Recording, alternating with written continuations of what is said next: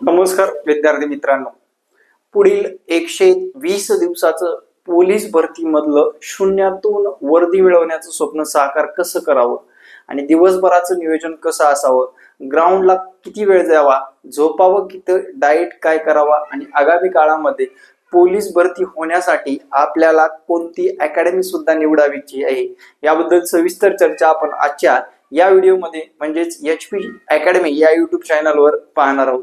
चला सर्वात प्रथम विद्यार्थी मित्रांनो, सर्व विद्यार्थ्यांना आगामी होणाऱ्या पोलीस भरतीसाठी खूप खूप शुभेच्छा। आता विद्यार्थी मित्रांनो, पोलीस भरती हा विषय आता मर्यादित राहिला नाही, याच्यासाठी मेहनत म्हणजे मेहनतच घ्यावी लागते आणि मेहनत म्हणजे तुमची दोन्ही गोष्टीत घेणं गरजेचं आहे। एक म्हणजे ग्राउंड आणि दुसरं म्हणजे लेखी परीक्षा। आता मेरिट सुद्धा तुमच्या पुढे ठेवणार आहे, तुमच्याकडे दिवस किती आहेत, कसा अभ्यास करायचा याबद्दल सुद्धा बोलणार आहे।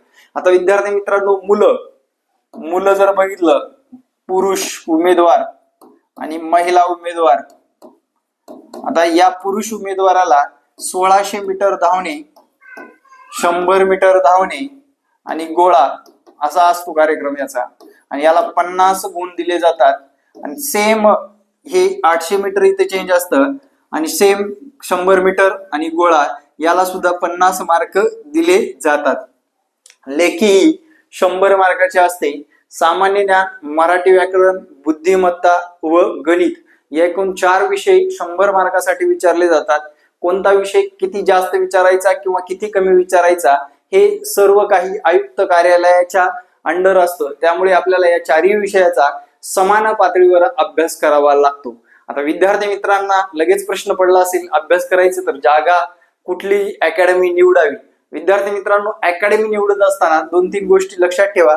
एक म्हणजे अकॅडमीची हिस्ट्री, सगळ्यात महत्वाचं, त्या अकॅडमीमध्ये किती रिझल्ट आलेले आहेत प्रत्यक्षरित्या, त्या विद्यार्थ्यांची चाचपणी करा व्यवस्थितरित्या। दुसरा म्हणजे त्या अकॅडमीमध्ये शिक्षक वर्ग आहे का, काय शिक्षक वर्ग हा जुन्या विद्यार्थ्यांमधला आहे की अनुभवी आहे।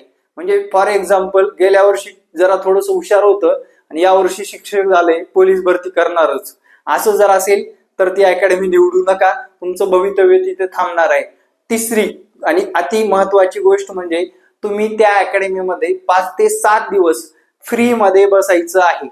काय करायचंय? फ्री मध्ये। आता मी एवढं कळकळीने का सांगतो याचं सुद्धा उदाहरण, आता मी पुणे शहरात राहतो, माझ्यापासून 30-35 किलोमीटरवर एक गाव आहे आणि त्या गावामध्ये एक मुलगी जाते। मुलगी गेल्यानंतर तिला एका वर्षासाठी फीस आकारली 1 लाख रुपये। किती रुपये? 1 लाख। आणि 1 लाखापैकी सुरुवातीलाच 75,000 एवढी मोठी रक्कम तिच्याकडून काढून घेतली। आणि ही मोठी रक्कम काढून घेतल्यानंतर या मुलीला काहीतरी पर्सनल इश्यूमुळे ती अकॅडमी जॉईन करणं शक्य नव्हतं आणि अकॅडमीने 1ही रुपया न देता तिला घरी बसवलेलं आहे। आता ती माझ्या अकॅडमीला येते आणि सर म्हणते टप्प्याटप्प्याने थोडी फीस आहे तुमची, ती भरून टाकते। म्हणजे हा मुद्दा का सांगतो आवर्जून, तर मुद्दा असा आहे विद्यार्थी मित्रांनो, गरीब घरचे पोरं आहात, तुमच्या घरातील कष्टाळू माणसांनी पैसे गोळा केलेले आहेत आणि ते पैसे तुम्हाला योग्य ठिकाणी गुंतवायचे आहेत आणि तुमचं वर्दीचं स्वप्न साकार करायचं आहे। डेमो, त्यानंतर शिक्षक, त्याच्यानंतर तुम्हाला राहायला जात असेल तर योग्य वातावरण, आणि विद्यार्थी मित्रांनो विशेष म्हणजे तुम्ही भरता ती फीस टप्प्याने भरायची आहे, एकदम फीस कुठं द्यायची नाही। मी पण एका अकॅडमीचा संचालक आहे, टप्प्याने थोडी थोडी करून फीस द्या। तुमचं मध्येच 2 महिन्यांनी जर काही झालं किंवा काही तुम्हाला नको हवंसं वाटलं तर तुम्ही ती अकॅडमी सोडू शकता बिनधास्तपणे, म्हणजे आर्थिक नुकसान होणार नाही। बघा मित्रांनो, या गोष्टी सांगण्याचं एकच तात्पर्य म्हणजे तुम्ही टप्प्याटप्प्याने पैसे भरलात म्हणजे तुम्हाला कधीही त्या अकॅडमीतून एक्झिट सुद्धा करता येतं। आता मी सुद्धा तेच करतो, विद्यार्थ्याला एकदम फीस भरू नको बाबा, तुला घडतंय तसं बघ, मला जास्त विद्यार्थ्यांचे रिझल्ट आणायचे, छोटासा नफा राहिला तरी हरकत नाही। मी काही संत ज्ञानेश्वर, संत तुकाराम महाराज नाही की बाबा सर्वस्वी देऊन बसणारा, पण एक लिमिटेशन आहे मित्रांनो। एखाद्या गरीब घरामध्ये ज्याचं इन्कम 10-15 हजार आहे, त्या घराला 1 ते 2 वर्ष एवढे पैसे कमवायला लागतात, सेव्हिंग करायला लागतात मित्रांनो, लक्षात घ्या। त्यामुळे या गोष्टी तुम्ही जाणीवपूर्वक घ्या आणि तुम्ही पालकाला त्रास देऊ नका की मला याच अकॅडमी जायची, अशा अकॅडमी जा जिथं कमी पैशामध्ये चांगल्या दर्जेदार शिकवलं जातं.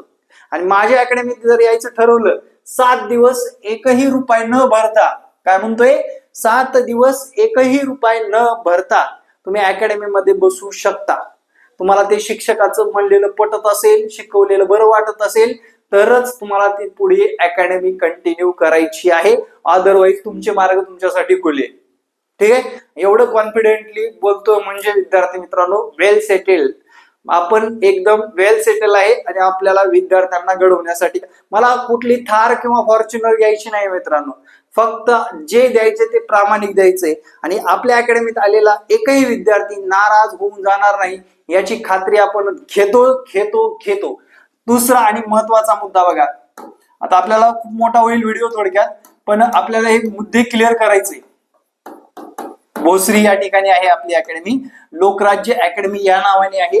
आणि नोट डाऊन करा, व्हॉट्सअप करा, लोकेशन पाठवतो, नक्की व्हिजिट करा.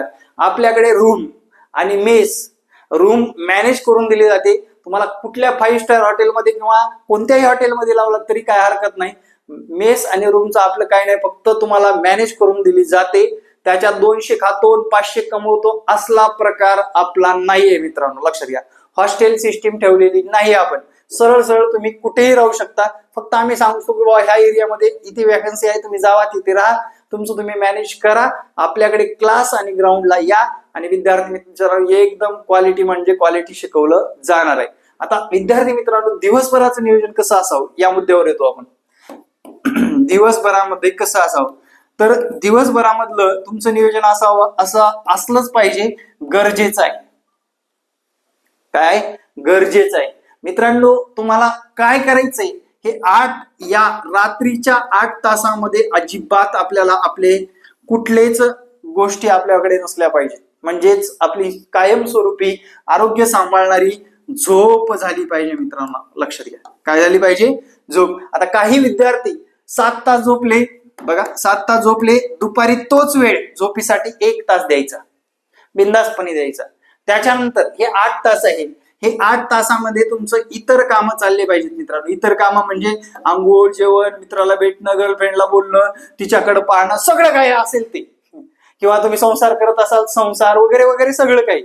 आता 8 तास प्रॉपर मेन आणि महत्वाचे आहेत. तुम्हाला जर 120 दिवसामध्ये पोलीस व्हायचं असेल तर या 8 तासाचं नियोजन तुम्हाला काटेकोर करणं गरजेचं आहे. 1, 2, 3 आणि हे 4, असे 4 मी बाण का ओढले रे, कारण आपले 4 विषय आहेत, लक्षात घ्या.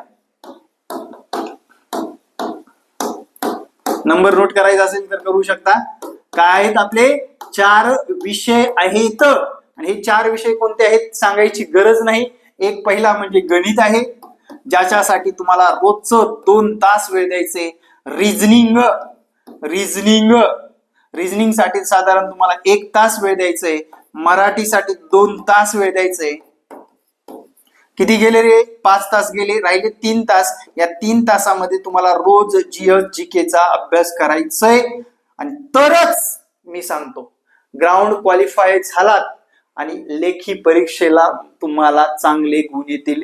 कारण कॉम्पिटिशन असं आहे मित्रा, स्पर्धेमध्ये तुझी गर्लफ्रेंड, बॉयफ्रेंड, तुझ्या घरचे, तुझं मास्तर कोणीच येत नाही. तुला तुझ्या स्वतःची स्पर्धा करायची आहे.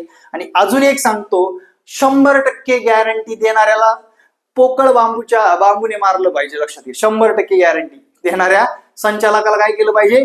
पोकळ बांबू जे मारायला ठेवतात ना ते ग्राउंडच्या मागे, त्यांनीच जोडवलं पाहिजे. आता हे असं का बोलते मास्तर, सांगतो त्याच्या मागचं कारण. अरे अकॅडमीने जर 100% दिले आणि पोरांनी नाहीच केलं, पोरांनी किंवा पोरीने नाहीच केलं तर कसा रिझल्ट येणार आहे? स्टॅम्प पेपरवर लिहून द्यायला तयार होते, त्यांच्याकडून लिहून घेतात. अरे हे 75 वालं प्रकरण सांगतो तुम्हाला. हे 75 बुडवणार काय केलंय, एका फॉर्मवर सरळ त्या व्यक्तीची सही घेतलंय, फोटो घेतले, त्याच्या खाली एक नियम लिहिले.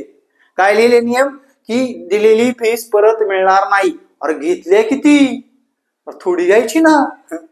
आणि 1 महिनाच राहिलेले करू, त्याच व्यक्तीला दुसऱ्या अकॅडमीमध्ये त्याच्या घरची फीस भरतील का? हे असा प्रकार आपल्याकडे होणार नाही मित्रांनो, कारण आपण मेस आणि रूमची भानगड ठेवली नाही. तुम्ही राहा, आमच्याकडे क्लासला या, आमची एक विशिष्ट फीस आहे, ती पण टप्प्याटप्प्याने भरा. तुम्हाला योग्य वाटलं तरच ऍडमिशन घ्या, अदरवाईज तुम्हाला तुमचे पर्याय खुले आहेत. डायरेक्टली बोलतोय आणि असे डायरेक्ट बोलतोय म्हणून आपल्याकडे विद्यार्थी क्राऊड पण चांगला आहे आणि विद्यार्थी सुद्धा प्रामाणिक. आणि विशेष म्हणजे सर्वात महत्वाचं, अति महत्वाचं, हा क्राऊड जो काही पोलीस भरतीचा आहे तो असतो 19 ते 25 या वयोगटातला आणि इथेच सगळा लफडा चेंज होत असतो. लक्षात घ्या, पोरं असू द्या, पोरी असू द्या, कुणी असू द्या. आता डायरेक्ट बोलतो एखादं पाखरू जर सुंदर आलं की त्या पाखरावर सगळेच नजर ठेवून राहतात. कुठलेही असू द्या पाखरू, पुरुष असू द्या किंवा महिला असू द्या. एखाद्याचं ग्राउंड चांगलं असेल की त्याच्या माग अरे सुधरा, ते इंस्टाग्राम डिलीट करून लागा अभ्यासाला. काय तुम्हाला ते इंस्टाग्राम फक्त ते ह्या बोटाचेच तेवढं हे करते.